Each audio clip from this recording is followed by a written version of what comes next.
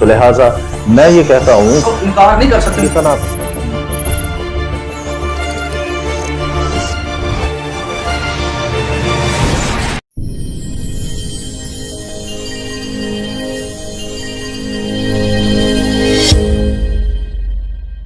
Hallelujah, बारूक हाशिम, अदनाई यहोशुआ हमश्याह के जलाली और मुकद्दस नाम में आप सबको ईद बैकोरीम यानी पहले फलों की ईद बहुत बहुत मुबारक हो।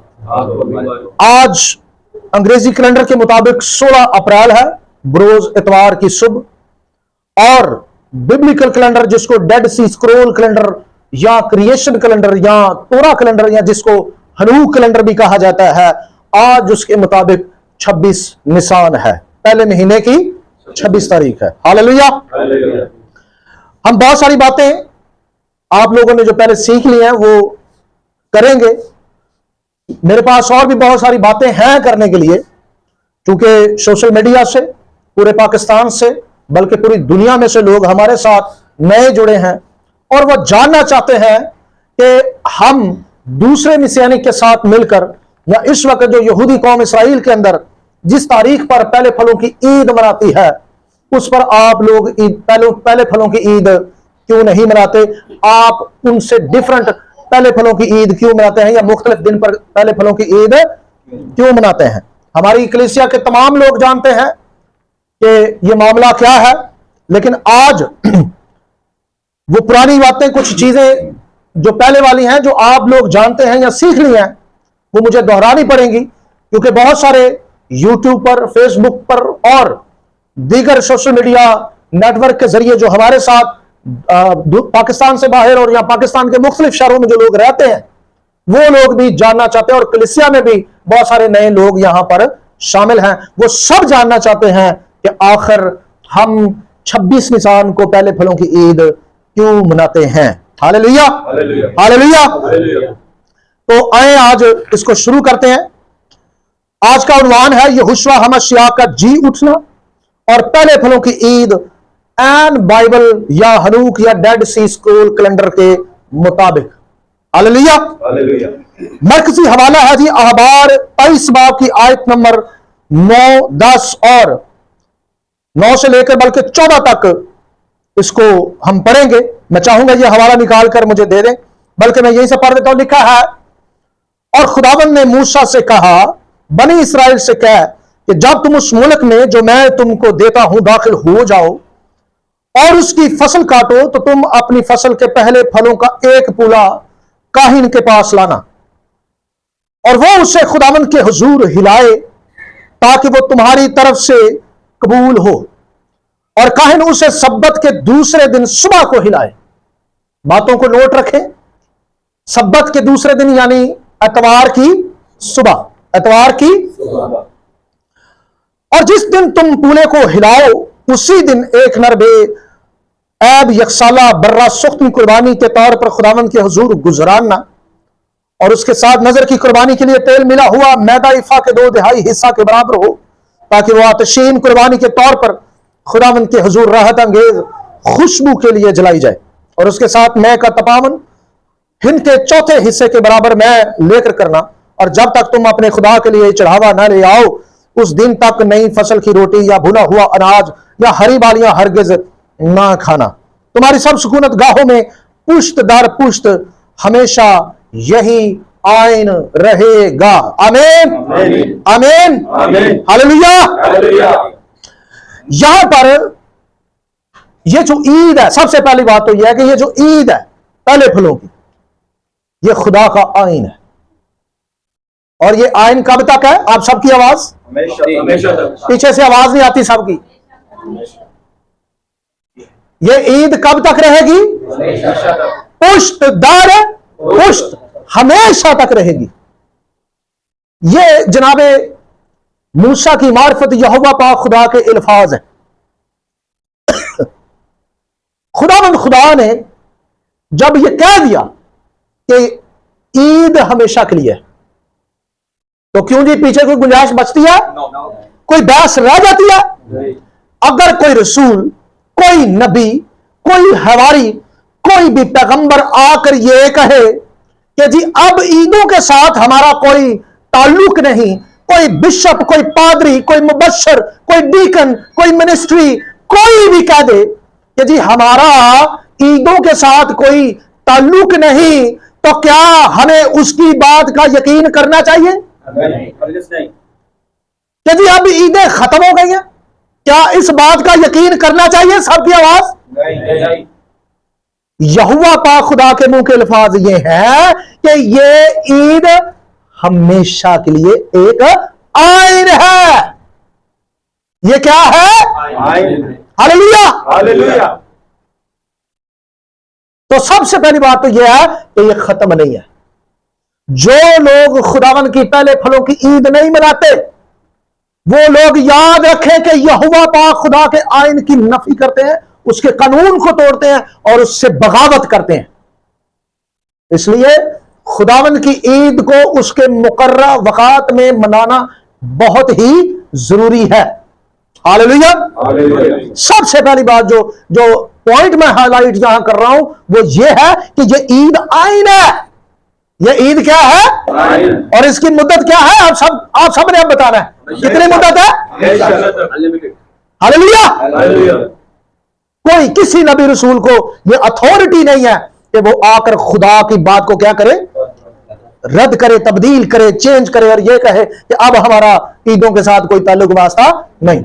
यहोवा से बड़ा कोई नहीं है। हालेलुया। बल्कि हर नबी, हर रसूल, हर हवारी उसी का भेजा हुआ होता है और कोई खुदा का भेजा हुआ खुदा के ऑपोजिट या खुदा के खिलाफ नहीं जाता। क्लियर जी? तो आगे बढ़ते हैं जी। इस हवाले के मुताबिक पहले फलों की ईद यानी बैकोरीम हमेशा सब्बत के दूसरे दिन होती है। इस पर कुछ यहूदियों का यह मानना है कि यह सब्बत ईद फतीर का है। यह सब्बत है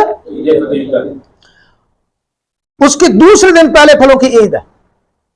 वो कहते हैं कि जिस दिन ईद फतीर होती है उससे जो अगला दिन होता है उस सब्बत से उम्र काउंटिंग होती है, यानी 50 दिन गिने जाते हैं और वहां से 50 दिन गिन के फिर पहले फलों की क्या ईद पैंतीकोस मनाई जाएगी और वही जाएगी ईद मनाई जाएगी। बाद लोग ये समझते हैं, जबकि मामला कुछ और है। मामला कुछ और है। जबकि बहुत से यहूदी इसको हफ्तावार सब्बत मानते हैं, लेकिन इन तफसीरों का कोई वाज़िह सबूत नहीं है।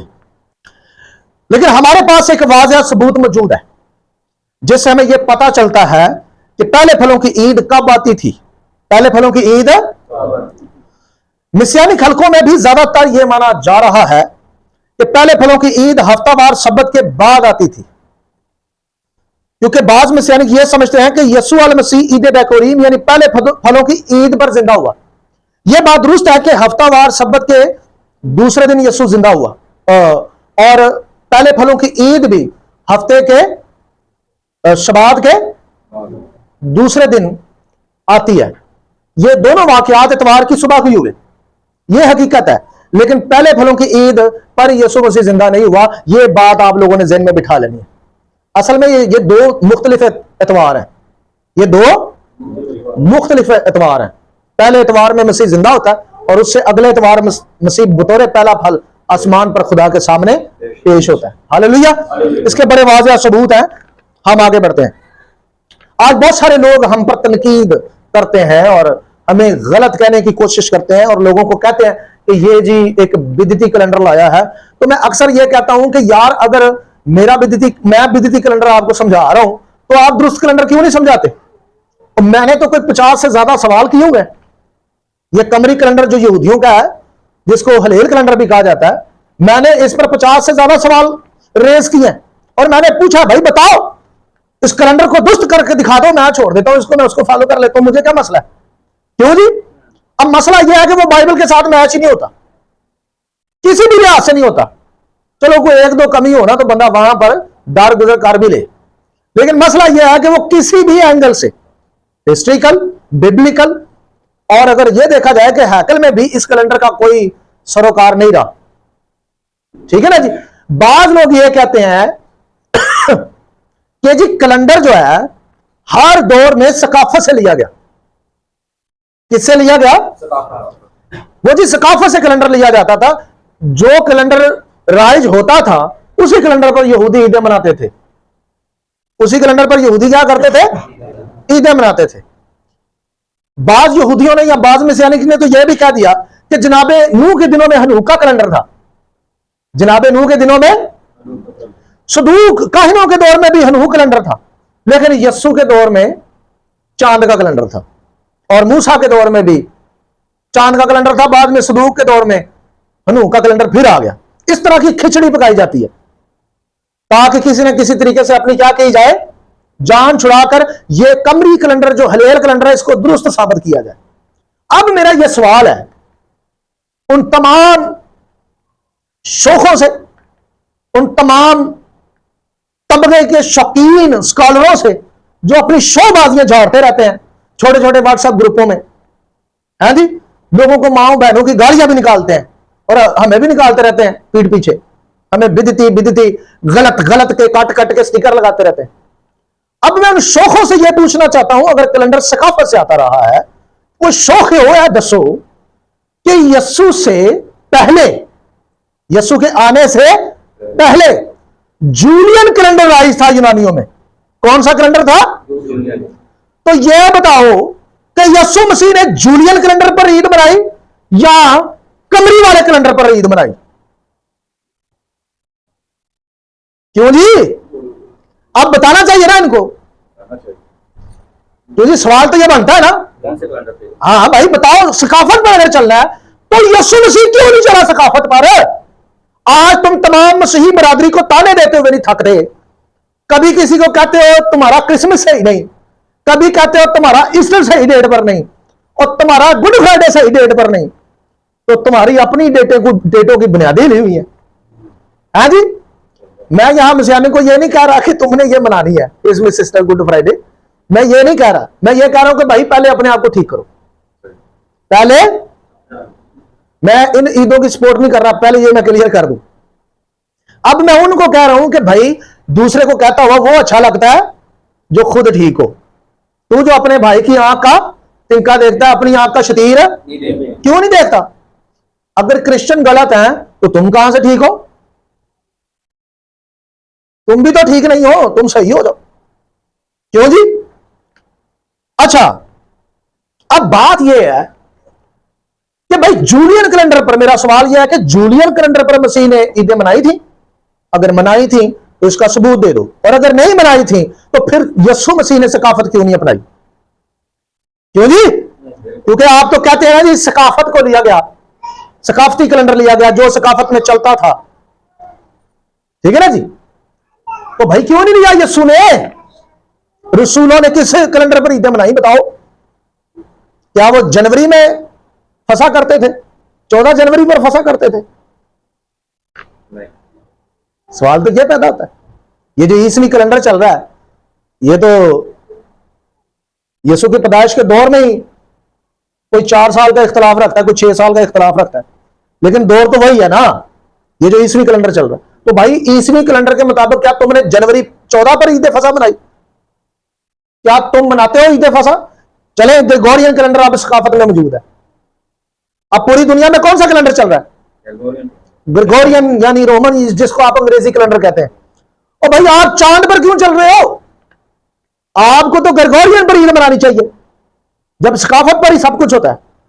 खुद मुनाफिकत कर रहे हो और दूसरों को कहते हैं जी सकाफतों पर कैलेंडर चलते थे। कोई भी नहीं चलते थे। यीशु अल मसीह ने उस कैलेंडर पर ईद मनाई जो कैलेंडर हैकल में इस्तेमाल होता था। Hallelujah, hallelujah. और उसी के मुताबिक वो जी उठा, उसी के मुताबिक बतौर पहला फल आसमान पर पेश भी हुआ।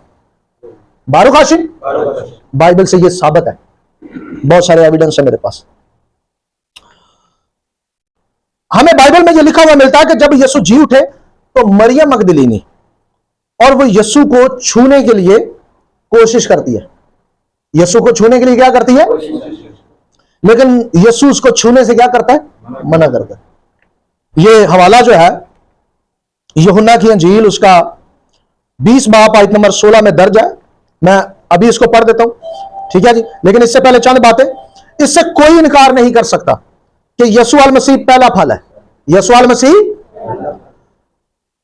बल्कि पहले फलों की ईद की तकमील यीशु अल मसीह में पूरी होती है। और तरतीब को भी समझने की जरूरत है। तरतीब यह है कि जिस दिन पहले फलों का पूला गुजराना जाता है वो दिन ईद का होता है। वो दिन क्या होता है? मेरी बात को जरा समझिएगा। जिस दिन पूला काटा जाता है वो दिन ईद का नहीं होता, वो दिन ईद का लेकिन वो भी दिन बतौर जश्न मनाया जाता है, क्योंकि उस दिन पहले फलों का पूरा क्या किया जाता है? काटा जाता है, खुशी की जाती है उसमें। ठीक है जी। लेकिन इसी तरह हमने ये खुशी की मसीह के जी उठने की, ईद क़यामत अल मसीह, मसीह का मुर्दों में से जी उठना, मसीह का मुर्दों में से जी उठना बतौर पहला पूला काटना है, कटना है।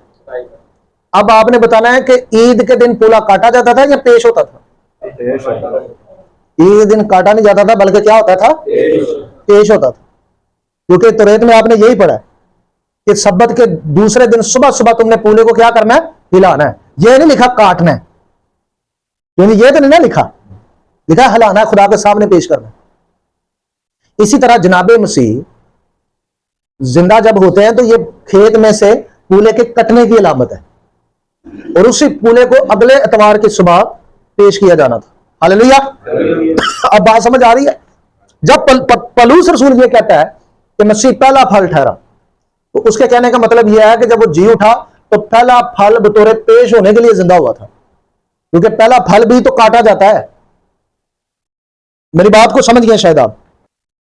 तरतीब यह है कि जिस दिन पहले फलों का पूला गुजराना जाता है वो दिन ईद का होता है, लेकिन जिस दिन पूला काटा जाता है वो दिन ईद का नहीं होता। पूरी बाइबल में ऐसा कोई सबूत मौजूद नहीं है कि यीशु पहले फलों की ईद पर जिंदा हुआ है। अब यीशु के बयान से मालूम होता है कि यीशु आसमान पर नहीं गए थे, क्योंकि यीशु ने मरियम को छूने से क्या किया? मना किया था। यूहन्ना की अंजील 20 बाब आयत नंबर 16 और 17 आपके सामने पढ़ रहा हूं। लिखा है, यीशु ने उससे कहा मरियम। उसने मुड़कर उससे इब्रानी जुबान में कहा रबूनी, यानी ए उस्ताद। यीशु ने उससे कहा मुझे ना छू, क्योंकि मैं अब तक बाप के पास ऊपर नहीं गया, लेकिन मेरे भाइयों के पास जाकर उनसे कह कि मैं अपने बाप और तुम्हारे बाप और अपने खुदा और तुम्हारे खुदा के पास ऊपर जाता हूं। एक यहां पर और भी मुद्दा है, वो क्लियर हो जाता है, लेकिन उसकी तरफ मैं बाद में आता हूं। यहां पर जनाबे मसीह ने मरियम को छूने से क्या किया? मना किया। क्यों मना किया? आप सब सुन रहे हैं? क्यों मना किया? वो कह रहा है कि अभी तक मैं अपने बाप के पास नहीं गया, और दिन तो निकल चुका है, सूरज उग गया है। ऐसा ही है, मरियम से बातें हो रही सुबह सुबह, तो यीशु मरियम के पास है, उस पर जाहिर हुआ है, और वाज़ह मसीह ने कह दिया कि मैं अभी तक नहीं गया। क्लियर जी? ऐसा ही है। अच्छा जी, अब जी उठने के बाद यीशु अल मसीह अपने आप को तकरीबन 8 दिन तक किसी को छूने नहीं देता। कितने दिन तक? 8 दिन तक। इसके लिए देखें, यह हवाला जात लूका की अंजील 24 बाब आयत नंबर 13 था 31, और यूहन्ना 20 बाब की आयत नंबर 17 और 18 में लिखा है, यीशु ने उससे कहा मुझे ना छू, क्योंकि मैं अब तक बाप के पास ऊपर नहीं गया, लेकिन मेरे भाइयों के पास जाकर उनसे कह कि मैं अपने बाप और तुम्हारे बाप और अपने खुदा और तुम्हारे खुदा के पास ऊपर जाता हूं। मरियम मगदलीनी ने आकर शागिर्दों को खबर दी कि मैंने खुदावंद को देखा और उसने मुझसे ये बातें की। ठीक है जी। अब यीशु मसीह ने कहा मैं जाता हूं, लेकिन गया वो कब? ये बाइबल में वाज़ह लिखा। ठीक है जी। अच्छा, यीशु अल मसीह जब जी उठे तो उनकी मुलाकात मरियम मगदलीनी से होती है। इसके बाद वो अमावस की राह पर 2 आदमियों से मिलते हैं और उनके साथ गुफ्तगू करते हुए जाते हैं। यह दिन एतवार का होता है। यह दिन कौन सा होता है? और सारा दिन सफर में गुजरता है उनके साथ। पहले वो मरियम से मिलता है, उसके बाद इन 2 लोगों के साथ क्या करता है? मसीह सफर करता है। ऊपर कब जाना है जी तौरात के मुताबिक?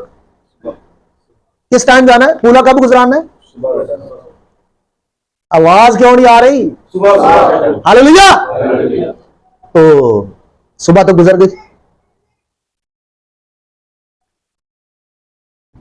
कोई मिसियानिक, कोई यहूदी, कोई मसीही यह साबित करके दे कि जिस दिन मसीह जिंदा हुआ वो आसमान पर गया, सुबह सुबह गया, ये साबित करके दे, बाइबल में से हवाला दे। कहीं से मिलता है वाला? क्यों नहीं मिलता? इससे पहले उसने किसी को छूने नहीं दिया। छूने दिया? नहीं छूने दिया। ये दिन इतवार का होता है और सारा दिन सफर में गुजरता है और शाम को अपनी मंजिल पर पहुंचते और ये शाम को यीशु मसीह उनके साथ खाना खाते और बातों बातों में वो उन पर जाहिर होते हैं और इसके बाद वो वहां से गायब हो जाते हैं। लूका की अंजील उसका 24 बाब आयत नंबर 29 था 31 पढ़ रहा हूं, लिखा है उन्होंने उसे यह कहकर मजबूर किया कि हमारे साथ रह, क्योंकि शाम हुआ चाहती है और दिन अब बहुत ढल गया। बस वो अंदर गया था कि उनके साथ रहे। जब वो उनके साथ खाना खाने बैठा तो ऐसा हुआ कि उसने रोटी लेकर बरकत दी और तोड़कर उनको देने लगा। इस पर उनकी आंखें खुल गईं और उन्होंने उसको पहचान लिया और वो उनकी नजर से गायब हो गया। क्यों गायब हुआ? वजह क्या थी? रीजन क्या थी? जब उन्होंने पहचान लिया तो उनके सामने रहता ना, सारा दिन थे उन्होंने नाल रहा, रोटी भी खाधी। जब उन्होंने पहचान लिया तो उसने उनके पास एक सेकंड रुकना भी गवारा नहीं किया। रीजन क्या था? अगर उनके पास रहता तो वो इतने जज्बाती हो चुके थे, मुमकिन था कि वो यीशु मसीह को गले लगाने की कोशिश करते, उसके पांव को छूने की कोशिश करते, उसके कदमों में गिरते सजदे के लिए। ऐसा ही है जी, उसके हाथ चूमते। क्यों जी? ऐसा ही है, क्योंकि वो फौरन जज्बाती हो गए थे। इसलिए मसाया ने वहां से गायब होकर इस बात से इज्तनाब बरता कि ये कहीं मुझे छू न ले, क्योंकि पूला जब तक आसमान पर पेश नहीं होगा तब तक उसमें से कोई चख नहीं सकता। यानी मसीह को भी तब तक किसी ने नहीं छुआ जब तक आसमान पर वो बाप के सामने पेश नहीं हुआ। हालेलुया। अब लूका की अंजील 24 बाब आयत नंबर 36 से लेकर 39 तक ये पढ़े तो लिखा है वो ये बातें कर ही रहे थे कि यीशु आप उनके बीच में आ खड़ा हुआ और उनसे कहा तुम्हारी सलामती हो। मगर उन्होंने घबरा कर खौफ खाकर ये समझा कि किसी रूह को देखते हैं। उसने उनसे कहा तुम क्यों घबराते हो और किस वास्ते तुम्हारे दिल में शक पैदा होते हैं? मेरे हाथ और मेरे पांव देखो कि मैं ही हूं, मुझे छू कर देखो, क्योंकि रूह के गोश्त और हड्डी नहीं होती जैसा आप मुझ में देखते हो। आपको पता है ये जी उठने के बाद कितने दिन के बाद का वाक्य? कितने दिन का वाक्य ये? मसीह ने अब कहा कि मुझे अब क्या करो? छू कर देखो। क्यों ऐसा क्यों कहा? जरा सुने। जब यीशु यरूशलेम जाते हैं तो यूहन्ना की अंजील में यह वाज़ेह लिखा है कि वो जी उठने के 8 दिन बाद जाते हैं। कितने दिन बाद? यूहन्ना की अंजील 20 बाब आयत नंबर 26 और 28 तक लिखा 8 रोज के बाद, यानी नामे दिन। अच्छा, 18 निशान से 8 दिन गिनने 26 निशान बनता है। 18 निशान से 8 दिन डाल लें, जमा कर लें तो 26 निशान बनता है। ये आज का 8वां दिन है, यानी इसके बाद यानी ये 27 निशान का दिन था। कौन सा दिन था? और बरोज पीर। कौन सा दिन था? बरोज पीर। 8 रोज के बाद जब उसके शिगिर्द फिर अंदर थे तो तोमा उनके साथ था और दरवाजे बंद थे। यीशु ने आकर और बीच में खड़ा होकर कहा तुम्हारी सलामती हो। फिर उसने तोमा से कहा अपनी उंगली पास लाकर मेरे हाथों को देख और अपना हाथ पास लाकर मेरी पसली में डाल और बेइत्काद ना हो बल्कि इत्काद रख। तोमा ने जवाब में उससे कहा ऐ मेरे खुदावन, ऐ मेरे खुदा। अब मसीह क्यों छूने के लिए कह रहा है? पहले छूने नहीं देता, लेकिन 8 दिन के बाद वो कहता मुझे छू लो, गए चेक कर लो, शक दूर कर लो। हालेलुया। बात समझ आ गई? इसका मतलब क्या हुआ कि मसीह 18 निशान को पेश नहीं हुआ। अच्छा, वो अब 19 निशान को भी पेश नहीं हो सकता। पूछे क्यों? क्योंकि पेश होने के लिए चाहिए इतवार का दिन और सुबह सुबह का टाइम। क्या चाहिए? इतवार का दिन। प्रेत में यह लिखा सब्बत के दूसरे दिन सुबह सुबह पूला गुजराना है। दिन भी मेंशन है। कानून यह है कि भाई इतवार की सुबह सुबह तुमने क्या करना है? पूला गुजराना है। अब 18 निशान वाला इतवार जिसमें मसीह जिंदा हुआ, अब वो तो गुजर गया, उसमें तो वो गया ही नहीं। बाइबल में वाज़ेह सबूत है। मरियम को मिलने के बाद इन 2 लोगों के साथ रहा वो सारा दिन, रात तक उन्होंने नाल रहा, सुबह भी लंघ गई। क्यों जी? जब सुबह निकल जाएगी तो फिर भी इतवार वाले दिन भी नहीं जा सकता, वो दोपहर को भी नहीं जा सकता, दोपहर को भी नहीं जा सकता। शर्त क्या है? इतवार का दिन और वक्त कौन सा है? सुबह सुबह। यह शर्त है। तो इस शर्त के तहत अब अगला इतवार चाहिए। 12 का जी।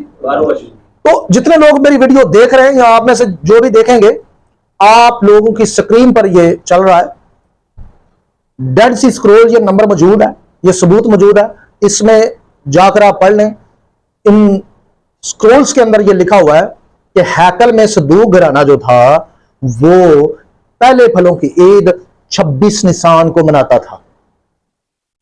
काहिन कब पहले फलों की ईद मनाते थे? 26 निसान को। क्यों मसीह 18 निसान को आसमान पर नहीं गए? क्योंकि हैकली कैलेंडर के मुताबिक पहले फलों की ईद कब मनाई जाती थी? 26 निसान को। और जनाब मसीह ने 27 निसान को उनको कहा कि मुझे छू कर देखो, मुझे आप सब क्लियर है? हालेलुया। इसका मतलब क्या हुआ कि यीशु और मसीह ने कौन सा कैलेंडर इस्तेमाल किया? हनूक कैलेंडर, बाइबल का कैलेंडर, जिसे क्रिएशन कैलेंडर कहा जाता है। हालेलुया। उठाओ अपना ये भीख का मांगा हुआ, उधार का मांगा हुआ बुत प्रस्तों का कैलेंडर, जो हम नहीं मानते, नया चांद कहीं नया चांद नहीं लिखा, सब फ्रेब है, झूठ है, ये उल्लू बनाया हुआ आवाम को। बाइबल में हकीकी कैलेंडर जो है वो बाइबल से साबित हो जाता है। हालेलुया। जब आप मुकाशफा उसका 11 बाब पढ़ते हैं, मुकाशफा की किताब में 2 जगह पर ये हवाले मेंशन है। ये दोनों हवाले आपकी स्क्रीन पर हैं, इसे गौर से पढ़ लें। इन हवालों में यह लिखा हुआ है कि 1260 दिन, फिर उन 1260 दिनों को 42 महीने कहा गया है। कितने महीने? 42। फिर इन 42 महीनों को 3.5 साल भी तमाम स्कॉलर ताबीर करते हैं, ऐसा ही है।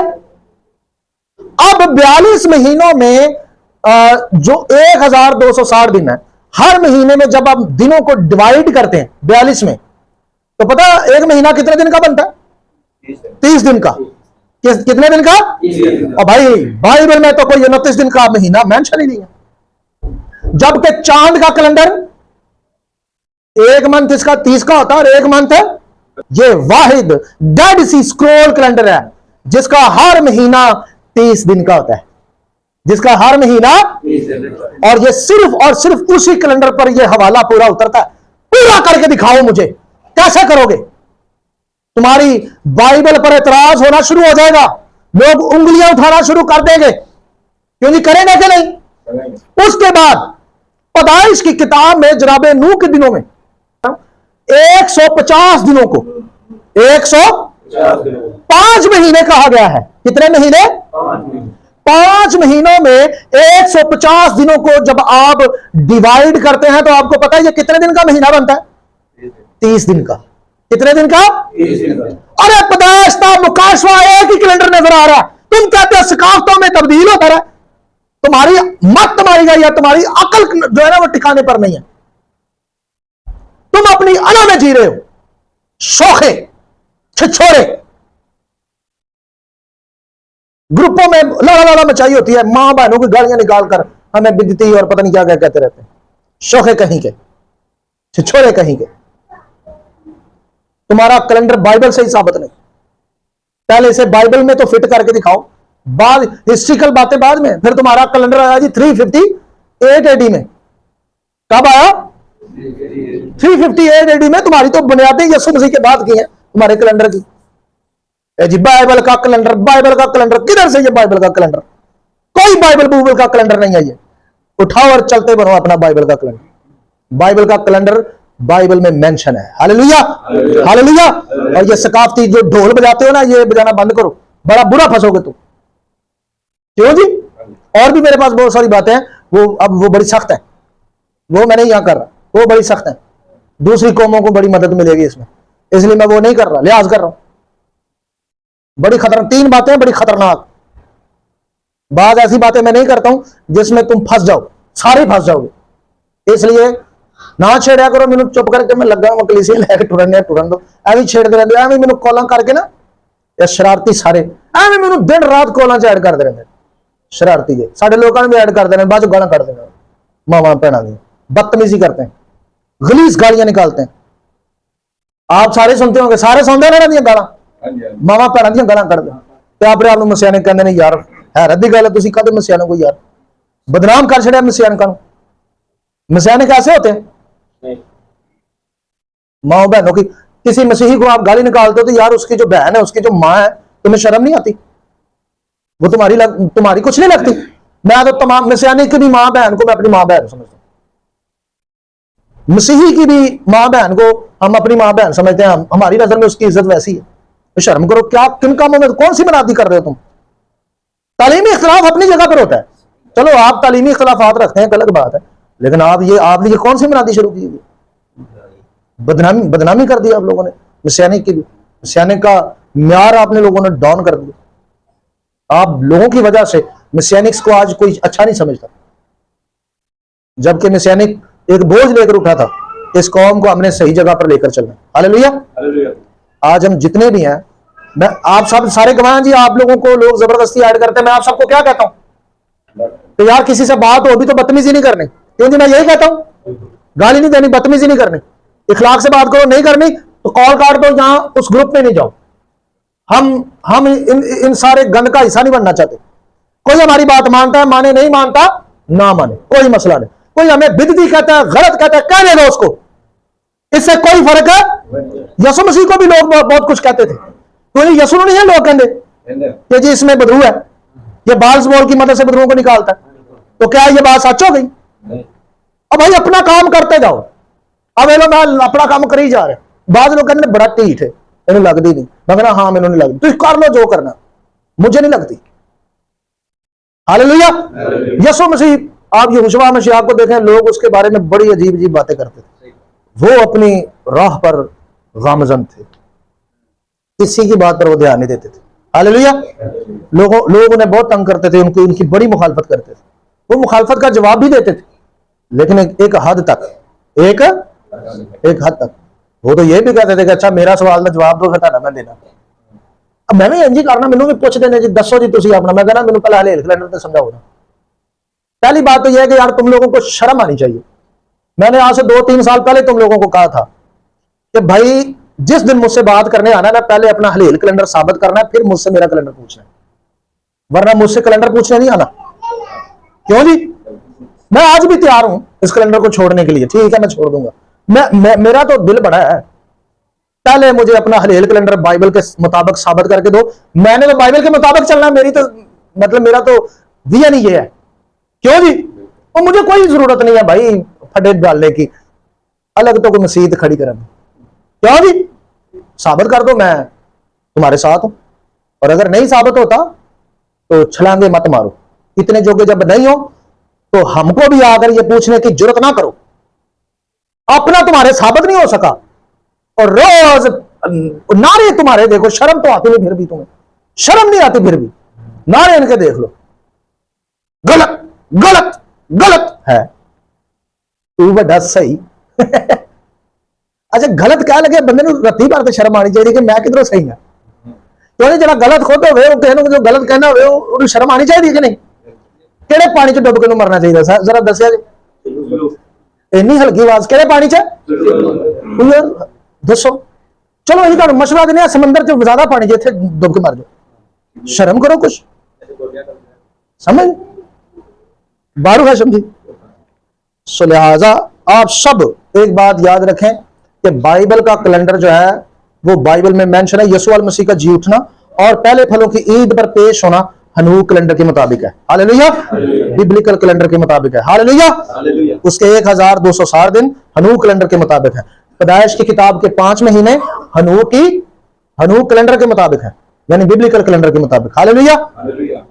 और बाइबल में कोई नया चांद नहीं है, नया मंथ है, नया मंथ है। इसकी डेफिनेशन आपकी स्क्रीन पर चल रही है।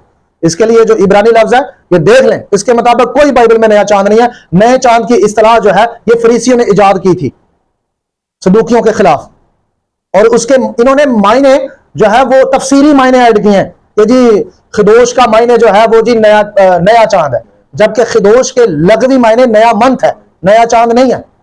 यारीख या यारीखा चांद के लिए लफ्ज इस्तेमाल होता है, ठीक है। अब खिदोश के अंदर यारीखा कहां है? कहीं भी नहीं है। तुम साथ में चांद है एवं तो ऐड कर लिया नाल। तो खिदोश का मतलब है नया मंथ, नया मंथ। यानी कि चांद तो नया मंथ होता है, इसलिए नया मून का है, कह सकते हो। क्यों कह सकते हैं? को नहीं है, ये फरीसियों ने ऐड किया इब्रानी जुबान में, उन्होंने इसके मायने बनाए हैं। उन्होंने क्या किए इसके? ये फरीसी तफसीर है। और मेरे यहोशू ने कहा, मेरे यीशु ने कहा, तुम फरीसियों, किसके? तुम फरीसियों और हेरोदीस के खमीर से क्या करना? होशियार। हम बड़े होशियार हैं। चुको अपनी फरीसी तली, हम नहीं मानते। हालेलुया। लगे फिर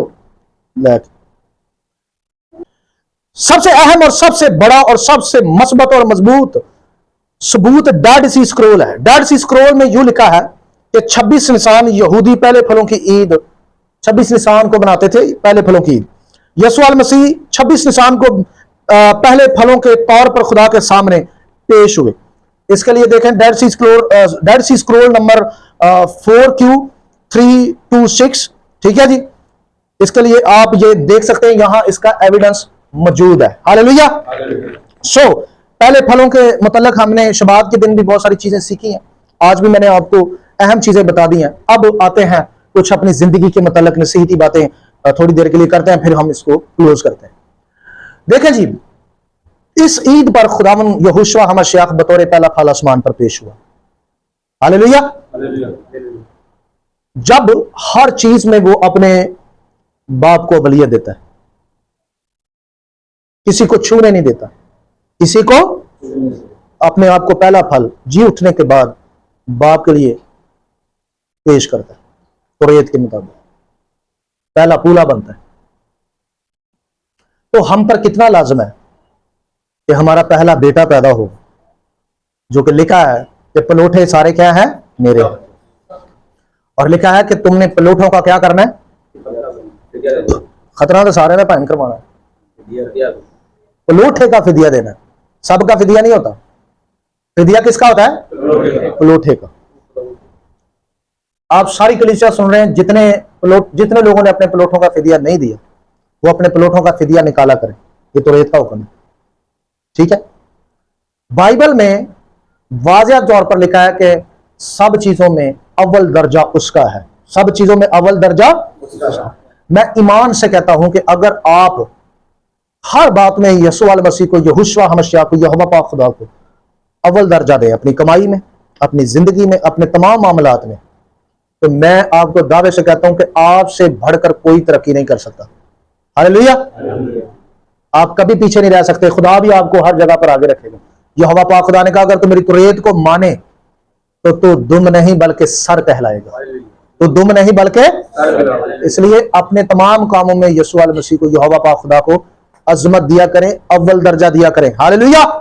हालेलुया। पहले फलों का पैगाम यही है। बारुख हशम। मिसाल के तौर पर आप इबादत का दिन है, कोई इबादत की मजमा है, शबात का मजमा है, तो उस दिन बड़ा अहम काम आ गया है, तो आपको क्या करना चाहिए? पहले क्या करना चाहिए? पहले खुदा को देखना चाहिए। हालेलुया। पहले खुदा को अपना वक्त देना चाहिए, ठीक है ना जी। तो इसी तरह बहुत सारी चीजें, अगर मैं गिन गिन कर बताना शुरू कर दूं तो हर चीज ही ये हमें सिखाती कि इसमें पहला दर्जा किसका होना चाहिए? खुदा का है। बारुख हाशिम जी, बारुख हाशिम। हालेलुया। अपने कदमों पर खड़े हो, दुआ करेंगे और खत्म करेंगे।